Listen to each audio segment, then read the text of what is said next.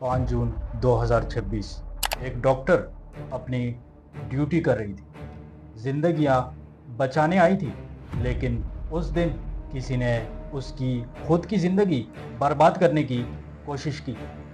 और जब वो दर्द में थी तो हॉस्पिटल के स्टाफ ने क्या किया।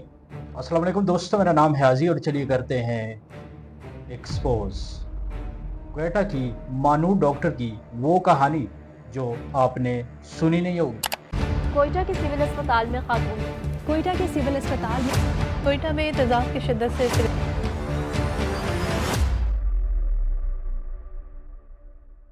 तो आखिर कौन है डॉक्टर मानूर? डॉक्टर मानूर उम्र 29 साल, क्वेटा की सिविल हॉस्पिटल में पोस्ट ग्रेजुएट ट्रेनी डॉक्टर। वो बलूचिस्तान के एक छोटे शहर से आई थी। हज़ारों रातें जागी होंगी, बुक्स के साथ वक्त बिताया होगा। घर वालों को उम्मीद भी दी होगी कि एक दिन मैं डॉक्टर बनूंगी और लोगों की मदद करूंगी, और वो कर भी रही थी। 5 जून 2026 को वो अपनी ड्यूटी कर रही थी, सर्जिकल वार्ड में अपना काम कर रही थी। मगर उसी हॉस्पिटल में कई महीनों से एक हैवान तैयार हो रहा था। नाम था हमायून शाह। सिविल हॉस्पिटल का एक लिफ्ट ऑपरेटर। सिर्फ एविलेटर चलाना था उसका काम। एक ऑर्डिनरी सा बंदा, मगर सोच एक्स्ट्रा ऑर्डिनरी हैवान वाली। महीनों से वो डॉक्टर मानूर को हैरास कर रहा था। उसको अपने हॉस्पिटल में, उसको अपने वार्ड के अंदर, और हॉस्पिटल मैनेजमेंट बिल्कुल खामोश रहा। किसी ने कुछ नहीं किया। फिर 5 जून को उस हैवान ने ये डिसाइड किया, अगर ये मुझे ना मिली तो मैं इसको बर्बाद कर दूंगा। वो सर्जिकल वार्ड में घुसा और उसने एसिड फेंका। फेस पर, चेस्ट पर, एब्डोमेन पर, हाथ पे, और आंखें तक नहीं छोड़ी। 13% बॉडी जल गई। दोनों आंखें अफेक्टेड हुई। वही चेहरा जिसके ऊपर उसके माँ बाप को नाज था, वही हाथ जिनसे वो लोग बचाती थी, और वही आंखें जिससे उसने बड़े बड़े सपने देखे थे। एक पल में सब कुछ खत्म, मगर इस अंधेरे में एक रोशनी भी थी। अब्दुल रज़ाक, हॉस्पिटल का एक और एम्प्लॉय। जब सब लोग भागे, वो दौड़ कर आया, अपनी जैकेट उतारी, खुद जल गया, खुद जख्मी हुआ, मगर उसने डॉक्टर को अपनी जैकेट से ढांप लिया। ये है असली मर्द, ये है असली इंसान। मगर एक सवाल, हज़ारों लोग उस हॉस्पिटल में थे, सिर्फ एक बंदे ने क्यों हेल्प की? एसिड फेंकने के बाद हमायून शाह उस जगह से भाग गया। क्वेटा से बस पकड़कर भाग रहा था। पुलिस ने ट्रैक किया और उसी बस स्टैंड के सामने ही उसका इनकाउंटर हुआ। हमायून शाह मर गया। लोग बोले कि जस्टिस हो गया, मगर यंग डॉक्टर्स एसोसिएशन ने एक ज़रूरी सवाल उठाया, आखिर उसको ज़िंदा क्यों नहीं पकड़ा गया?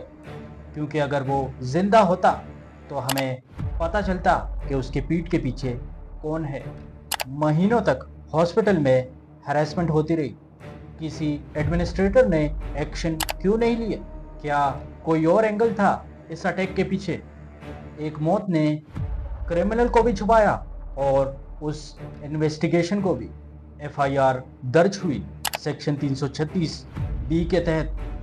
वाईडीए ने स्ट्राइक डिक्लेयर की, ओपीडी बंद, और सब डॉक्टर्स सड़कों पे निकल आए।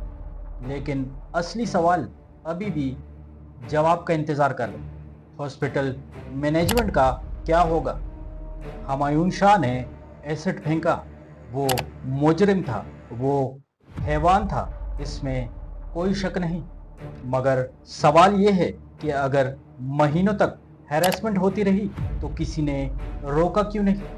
ये सिर्फ एक इंसिडेंट नहीं, पाकिस्तान में एसिड अटैक एक सज़ा बन गया है, रिवेंज की सज़ा। जब किसी औरत ने रिजेक्ट किया, मना किया, उस पे एसिड, रिश्ता तोड़ा, एसिड, अपनी मर्जी से जॉब की एसिड।